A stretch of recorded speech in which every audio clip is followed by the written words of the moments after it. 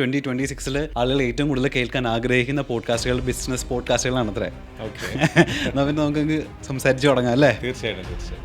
Abbas, ഇപ്പോൾ നമുക്ക് പരിചിതമായിട്ടുള്ള ഒരുപാട് സെലിബ്രിറ്റി ബ്രാൻഡുകളുണ്ട്. ഫോർ എക്സാമ്പിൾ ഇപ്പോൾ K-Beauty ഫോർ കത്രീന കൈഫ്, ഇപ്പോൾ സൽമാൻ ഖാൻ്റെ ബീയിങ് ഹ്യൂമൻ. ഇത് ഇവരുടെ സ്വന്തം ബ്രാൻഡുകളാണോ അല്ലെങ്കിൽ ഇവർ എൻഡോഴ്സ് ചെയ്ത ബ്രാൻഡുകളാണോ? കത്രീന കൈഫും നൈക്ക എന്ന് പറഞ്ഞിട്ടുള്ള ഈ ബ്യൂട്ടി മാർക്കറ്റ് പ്ലേസും തമ്മിലുള്ള ഒരു ജോയിന്റ് വെഞ്ചർ ആയിട്ടാണ് തുടങ്ങിയിരിക്കുന്നത്. അൾട്രാ വയലറ്റ് എന്നുള്ള motor cycle electric EV motor cycle ബ്രാൻഡിൽ അദ്ദേഹം ഒരു ഇൻവെസ്റ്ററാണ്. അദ്ദേഹം അതിൻ്റെ ബ്രാൻഡ് പ്രൊമോഷൻ ചെയ്യുന്ന അല്ലെങ്കിൽ ബ്രാൻഡ് എൻഡോഴ്സ് ചെയ്യുന്ന ആൾ കൂടിയാണ്, സെലിബ്രിറ്റി ഫേസ് കൂടിയാണ്. അതിൻ്റെ പുറമെ അദ്ദേഹം പണം അതിനകത്ത് മുടക്കിയിട്ടുണ്ടെന്നുള്ളതാണ് ഡാറ്റ.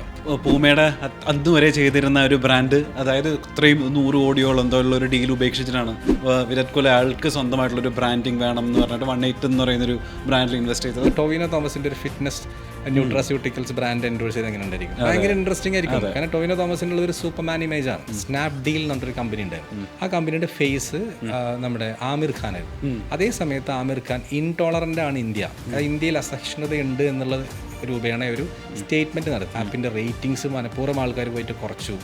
എന്തിനേറെ പറയുന്നത് സ്നാപ് ചാറ്റിനെ സ്നാപ് ഡീലും സ്നാപ് ചാറ്റും തമ്മിൽ എന്തോ ബന്ധമുണ്ടെന്ന് മനസ്സിലാക്കി സ്നാപ് ചാറ്റിനെ വരെ ഡീഗ്രേഡ് ചെയ്യുന്ന സംഭവങ്ങളുണ്ടായി.